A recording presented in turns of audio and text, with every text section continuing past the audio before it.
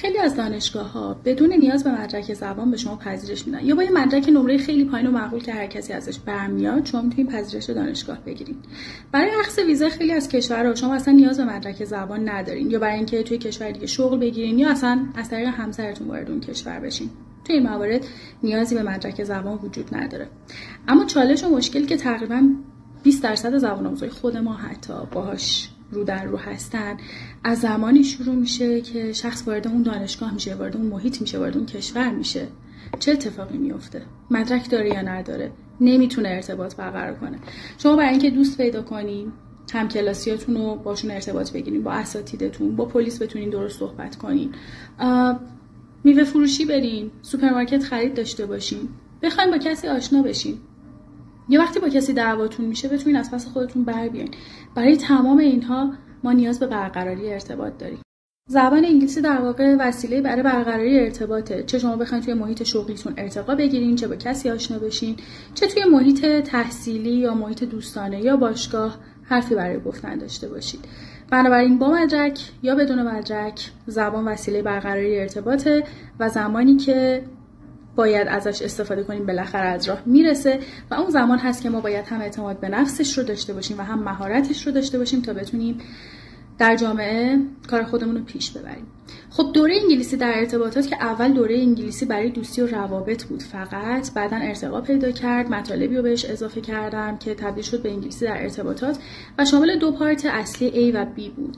طبق ادیت هایی که انجام شده تا الان پارت C و D هم بهش اضافه شده و یه پارت E هم به عنوان هدیه از طرف من و مؤسسه آرتی تقدیمتون میشه و اگر اجازه بدین کانتنتش رو من براتون بخونم چون خیلی زیاده و حقیقتا حفظش نکردم.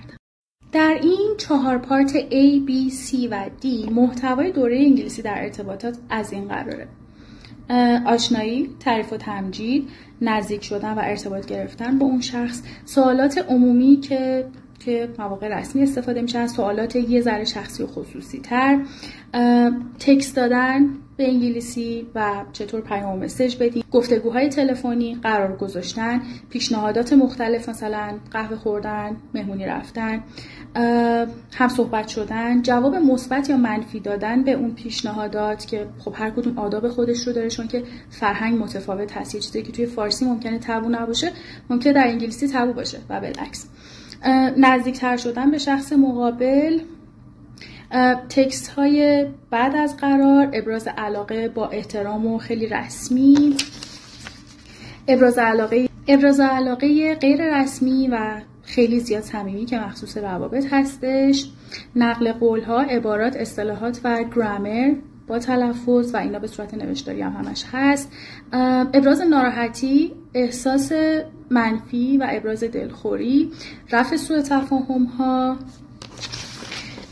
عبارات و اصطلاحات بیشتر، ضرب المثل ها، میوزیک که مرتبط با رابطه هستش، ارتباطات هستش و بررسی میشه، تحلیل میشه، لغات و گرامر و ساختار. این تونتون داره میچرخه و تونتون بگم. کوت، نقل قول و پادکست مرتبط با ارتباطات و پارت ای که شامل 34 تا فیلم، ویدیو کلیپ با زیرنویس انگلیسی مرتبط با ارتباطات، موضوعات مختلفی که در ارتباطات مطرح میشه، داره لغاتش مربوط به هر کانتکست که پر از مطلب آموزشی و جذاب هستش که پارت ای به صورت هدیه تقدیمتون میشه.